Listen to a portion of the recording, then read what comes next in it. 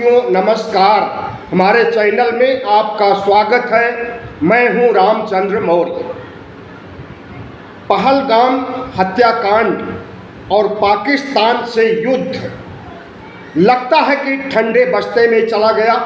और ओबीसी जनगणना का जिन्न बोतल से बाहर आ गया। आज प्रधानमंत्री नरेंद्र मोदी के मंत्रिमंडल के एक बड़े मंत्री अश्विनी वैष्णव ने प्रेस कॉन्फ्रेंस करके घोषणा किया कि जाति जनगणना कराई जाएगी। जिस जाति जनगणना से संघ और मोदी लगातार इनकार करते रहे हैं, जिस जाति जनगणना को राहुल गांधी ने अपने चुनाव का मुद्दा बना करके जोर शोर से उठाया था, आज वही जाति जनगणना की बात मोदी सरकार ने मान ली। कल यानी 29 अप्रैल को जब मोहन भागवत प्रधानमंत्री नरेंद्र मोदी से मिलने उनके सरकारी आवास दिल्ली में पहुंचे तो लगा कि भारत पाकिस्तान युद्ध संभावित हो गया। और उसके बाद जिस तरह से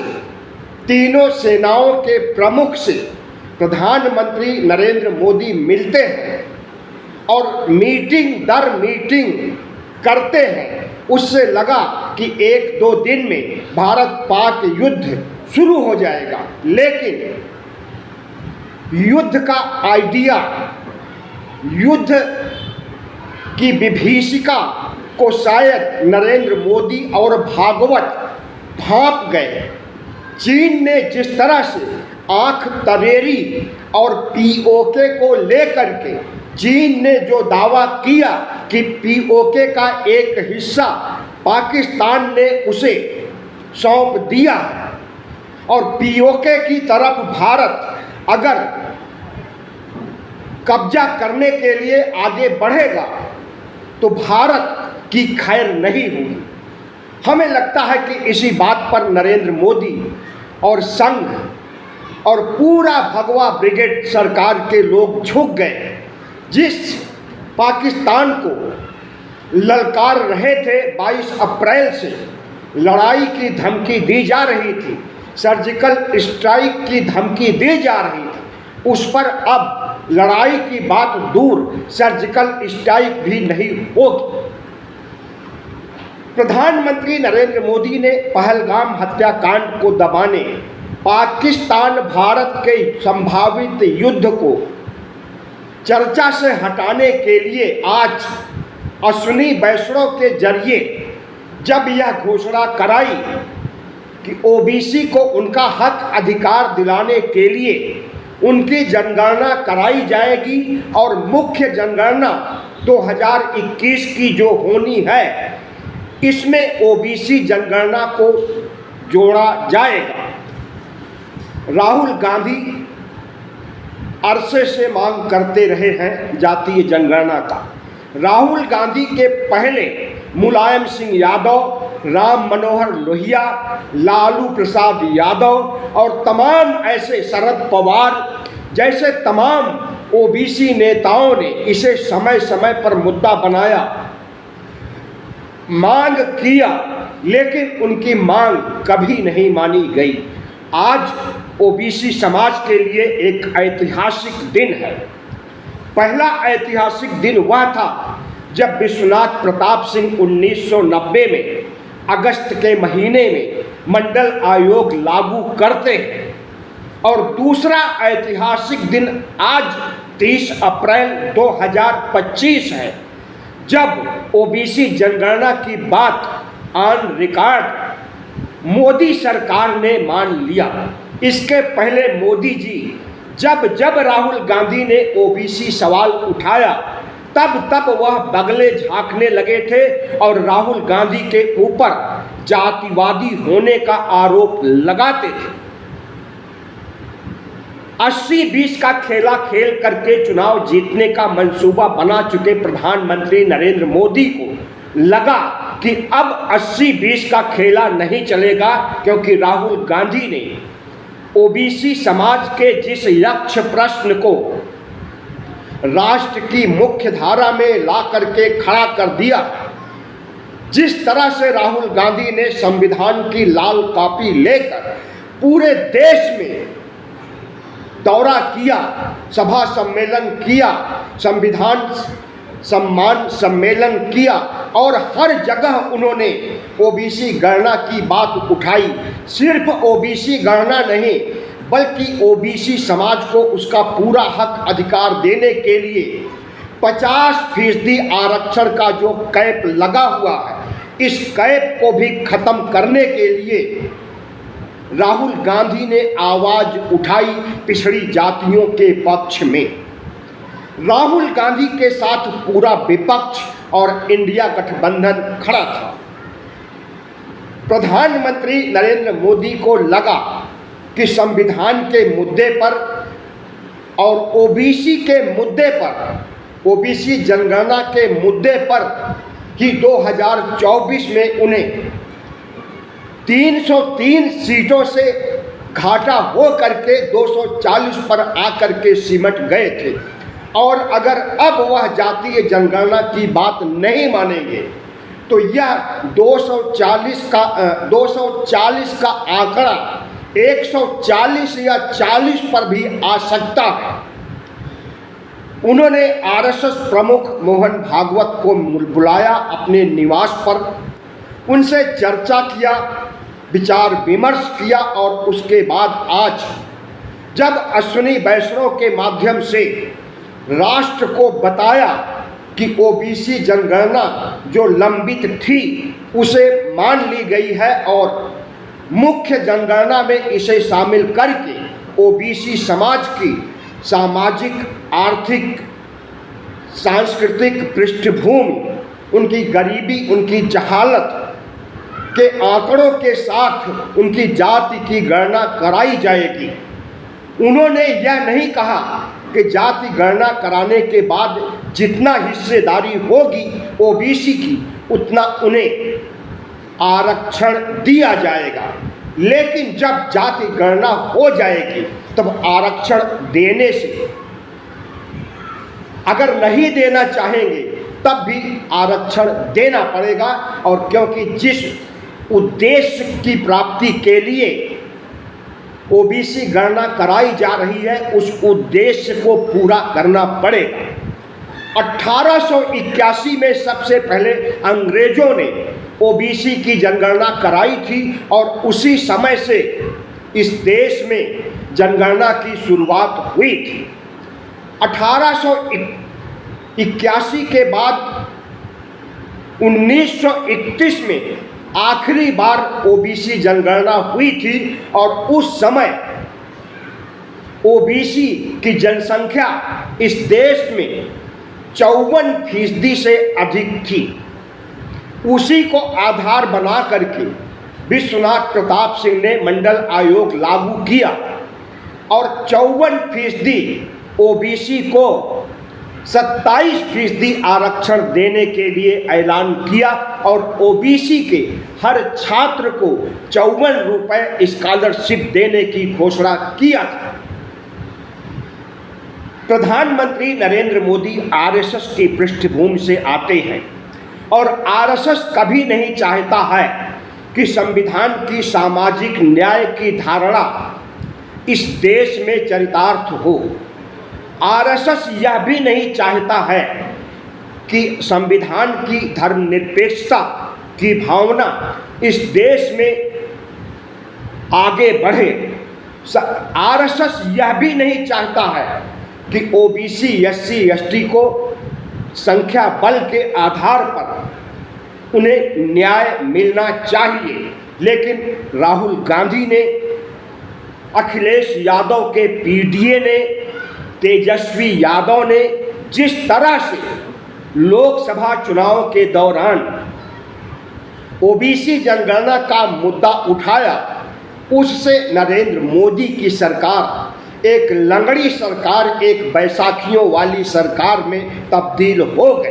तो नरेंद्र मोदी और संघ को लगा कि अगर ओबीसी जनगणना नहीं कराई जाएगी और राहुल गांधी इसी तरह से ओबीसी जनगणना की बात को लेकर ओबीसी के निचले स्तर तक पहुंच जाएंगे, संविधान की लाल कापी हाथ में लेकर के, तो फिर चुनाव जीतना मुश्किल हो जाएगा। और अब इस देश की जनता जागरूक हो गई है। हिंदू मुस्लिम ध्रुवीकरण 80-20 का खेला करके अब चुनाव नहीं जीता जा सकता है। तो पहले तो बिहार का चुनाव, फिर बंगाल का चुनाव और उसके बाद कई राज्यों में चुनाव होने हैं, तमिलनाडु में होना है और कई राज्यों में होना है। उन चुनावों को जीतने के मद्देनज़र अगर प्रधानमंत्री नरेंद्र मोदी झुक जाते हैं और ओबीसी जनगणना की बात मान लेते हैं तो सचमुच आज का दिन ऐतिहासिक दिन माना जाएगा। बीपी सिंह ने मंडल कमीशन को लागू करके जिस तरह से ओबीसी को उसका हक अधिकार देने की पहल किया था, तो उसे मंडल 1 के नाम से जाना जाता है। और आज से अगर ओबीसी गणना की बात मान ली गई है तो आज की तिथि 30 अप्रैल 2025 से मंडल 2 की शुरुआत होने जा रही है। और इस मंडल 2 की शुरुआत में अगर नरेंद्र मोदी झुक गए और राहुल गांधी की बड़ी जीत हासिल हुई है तो इसका संदेश जनता के बीच क्या जाएगा, इसका राजनीतिक फायदा किसे मिलेगा? हमें लगता है कि दोनों को मिलेगा, लेकिन राहुल गांधी ने जितना संघर्ष किया है, जितना उन्होंने ओबीसी के पक्ष में बयान दिया है और जितना ओबीसी को जगाने का काम किया है, ओबीसी समाज के ज़्यादातर लोग राहुल गांधी को अपने वोट देने का मन बनाएंगे। क्योंकि राहुल गांधी अगर नहीं होते और वह पुरजोर समर्थन करके ओबीसी समाज को हक अधिकार दिलाने की बात नहीं कहते, तो जिस तरह से आज़ादी के 78 साल बाद और संविधान के लागू होने के बाद 75 साल बाद तक ओबीसी के साथ न्याय नहीं हुआ था, आज भी ओबीसी समाज के साथ न्याय नहीं होता। राहुल गांधी का संघर्ष रंग लाया और नरेंद्र मोदी को घुटनों पर आना पड़ा। संघ प्रमुख जो कि 2015 में बिहार चुनाव के दौरान ऐलान किए थे कि अब आरक्षण देते हुए बहुत समय बीत गया है, अब आरक्षण की समीक्षा की जानी चाहिए, वही संघ प्रमुख जो आरक्षण को खत्म कर रहे थे, आज ओबीसी समाज के सामने झुक गए। अगर नहीं झुकते तो उन्हें अंदेशा था कि अगला चुनाव भारतीय जनता पार्टी या मध्यावधि चुनाव जो कभी भी हो सकता है उसे भारतीय जनता पार्टी कतई नहीं जीत सकती है। और जिन तमाम राज्यों में चुनाव होने वाले हैं विधानसभा के, वहाँ भी भारी हार होने की संभावना थी भारतीय जनता पार्टी की। इसलिए अगर राहुल गांधी का संघर्ष रंग लाया है और मोदी को घुटने पर लाया है, संघ को बैकफुट पर लाया है और संघ को अपनी विचारधारा में परिवर्तन करना पड़ा है और ओबीसी के साथ खड़ा होने के लिए नौटंकीबाजी ही के तहत ही समझ लीजिए कि वह ओबीसी के साथ खड़े हैं, या जितने भी दलित आदिवासी हैं उन्हें भी अगर हक अधिकार देने की बात संघ प्रमुख करते हैं तो समझ लीजिए कि अपनी सत्ता बचाने का उपक्रम कर रहे हैं। और बिना यह सब कवायद किए अब सत्ता को नहीं बचाया जा सकता है। लेकिन हमें तो लगता है कि कितनी भी कवायद कर ले, कितना भी ओबीसी एसटी के हक में बयान जारी कर दें, अब इन पर कोई विश्वास करने वाला नहीं है। क्योंकि जब से इन्होंने संविधान हटाने की बात कही थी कि हमें 400 पार सीटें दीजिए, हम संविधान हटा देंगे, मनुस्मृति लागू कर देंगे, हिंदू राष्ट्र बना देंगे, तो इनका चाल चरित्र चेहरा उसी समय समझ में आ गया था इस देश के ओबीसी SC ST को, और उस चाल चरित्र चेहरे के कलंक को ओबीसी जनगणना कराने का ऐलान करके धोया नहीं जा सकता है, क्योंकि इनकी असलियत पता चल गई है। और जिस वजह से RSS का गठन किया गया हिंदू राष्ट्र बनाने के लिए, वह इनके मुंह से निकल ही आया लोकसभा चुनाव के दौरान, और उसका कितना इन्हें नुकसान हुआ इन्होंने अच्छी तरह से आकलन कर लिया। वैसे केरल में जब संघ की बैठक थी, तो केरल के पलकप्पम में बैठक होने के बाद जो प्रेस कॉन्फ्रेंस हुई थी, तो संघ के प्रवक्ता सुनील अंबेकर ने कहा था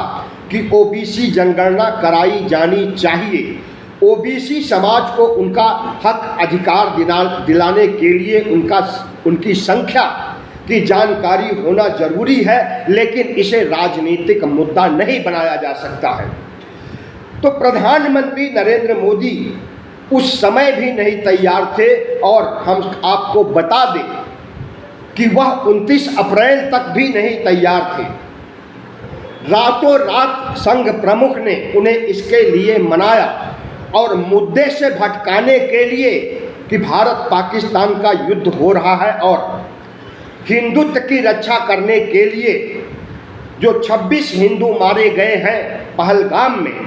उसका बदला चुकाने के लिए अगर भारत पाक युद्ध नहीं हो सकता है, POK को नहीं छीन सकते हैं, और कोई सर्जिकल स्ट्राइक करके पाकिस्तान को बेनकाब नहीं किया जा सकता है, उसके भूखंड को, उसके पाक अधिकृत क्षेत्र को नहीं छीना जा सकता है, तो अच्छा मौका है कि ओबीसी जनगणना की बात आज कहलवा दीजिए, और इस देश में समाचारों का नैरेटिव बदल जाएगा। तो वही कुछ किया नरेंद्र मोदी ने। संघ प्रमुख जब कल रात नरेंद्र मोदी से मिलते हैं, तो पाकिस्तान भारत युद्ध की संभावनाओं पर नहीं, बल्कि ओबीसी जनगणना कराने, ओबीसी को हक अधिकार दिला करके अपने सरकार को बचाए रखने के बारे में चर्चा किया। हम समझते हैं कि भले ही पहलगाम हत्याकांड के बाद उस मुद्दे से ध्यान भटकाने के लिए आज घोषणा की गई ओबीसी जनगणना की, लेकिन यह एक यक्ष प्रश्न लंबे समय से नरेंद्र मोदी और संघ का पीछा करता रहा है। प्रधानमंत्री नरेंद्र मोदी अभी तक राहुल गांधी को जातिवादी कहा करते थे। जब जब उन्होंने जाति गणना का प्रश्न उठाया, तब तब उन्हें जातिवादी कहा गया। आज प्रधानमंत्री नरेंद्र मोदी किसान आंदोलन की तरह 3 काले कानून वापस लेने की तरह, जैसे 3 काले कानून वापस लेकर के घुटनों पर आ गए थे, आज राहुल गांधी ने नरेंद्र मोदी को ओबीसी प्रश्न उठा करके घुटनों पर ला दिया है। आज नरेंद्र मोदी की हार हुई है, संघ की हार हुई है, और राहुल गांधी की, अखिलेश के पीडीए की और पिछड़े वर्गों को हक अधिकार देने का समर्थन करने वाली हर पार्टियों की जीत हुई है। हमें लगता है कि जिस तरह से मोदी की हार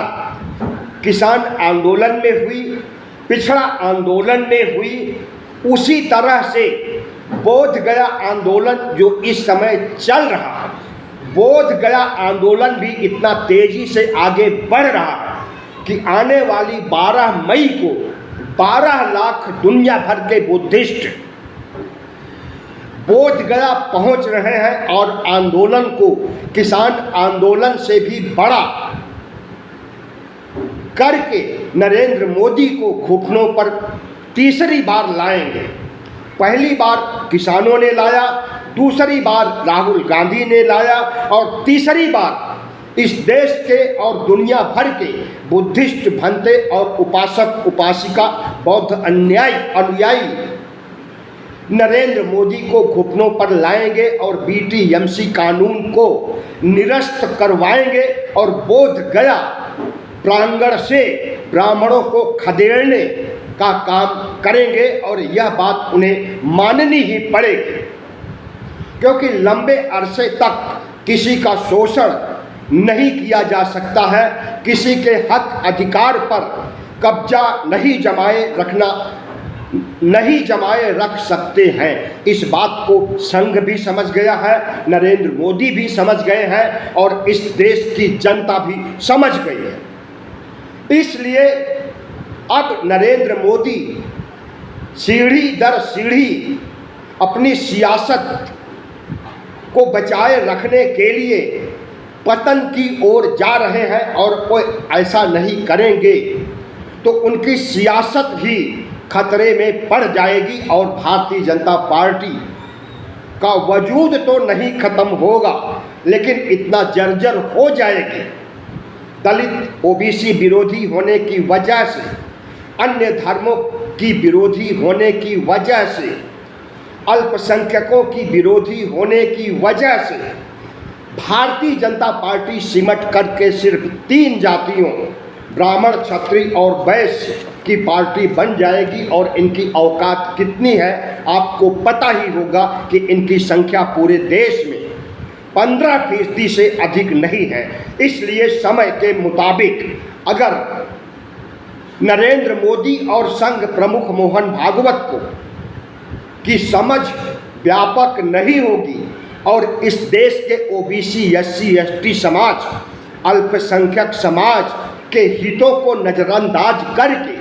अल्पसंख्यकों की प्रॉपर्टी, सांस्कृतिक स्थल को हड़पने की जो नीयत है उसे ठंडे बस्ते में डाल करके अल्पसंख्यकों, ओबीसी, एससी, एसटी के हितों पर ध्यान नहीं देंगे तो हम समझते हैं कि जिस तरह से भारतीय जनता पार्टी और जनसंघ लंबे समय तक लगभग 55 साल तक विपक्ष में बैठा रहा, उसी तरह से विपक्ष में बैठने की नौबत आ जाएगी। और कांग्रेस पार्टी जिसने कि सुधार करके राहुल गांधी ने कई अवसरों पर माफ़ी मांग करके यह साबित कर दिया है कि अब वह ओबीसी, एससी, एसटी के हक और अधिकार के लिए लड़ेंगे और ईमानदारी से लड़ेंगे। लेकिन नरेंद्र मोदी अपनी हठवादिता और संघ के प्रभाव के कारण अभी तक जनगणना ओबीसी की कराने से जो नानुकुर करते रहे, आज उन्होंने जब जनगणना पर मुहर लगा दी है तो एक सवाल उठता है कि सरकारी क्षेत्रों में भागीदारी देने के लिए जब ओबीसी जनगणना पर नरेंद्र मोदी मान चुके हैं और इन्हें इनकी संख्या के अनुपात में आरक्षण देने की बात भी मानेंगे। लेकिन एक सवाल और है, वह सवाल है कि क्या निजी क्षेत्र में ओबीसी को उनकी संख्या के अनुपात में आरक्षण मिलेगा। निजी क्षेत्र में ओबीसी ही नहीं, एससी और एसटी को भी उनकी संख्या के अनुपात में उनकी भागीदारी सुनिश्चित की जाएगी। यह तो समय बताएगा, लेकिन आज का दिन ओबीसी, एससी, एसटी के लिए ऐतिहासिक दिन है, जश्न मनाने का दिन है, एक बड़ा क्रांतिकारी परिवर्तन होने का दिन है। तो इस दिन को विजय दिवस के रूप में अगर ओबीसी समाज मनाता है और अगर अपने बात से कभी मुकरने का काम नरेंद्र मोदी या संघ करता है, यानी कह करके भी जनगणना नहीं कराता है और उनका हक अधिकार नहीं देता, तो समझ लीजिए कि भारतीय जनता पार्टी का क्या हश्र होगा, इसे कहने की ज़रूरत नहीं है। धन्यवाद। वीडियो अच्छा लगा हो तो हमारे चैनल को सब्सक्राइब कीजिए, लाइक कीजिए और शेयर कीजिए।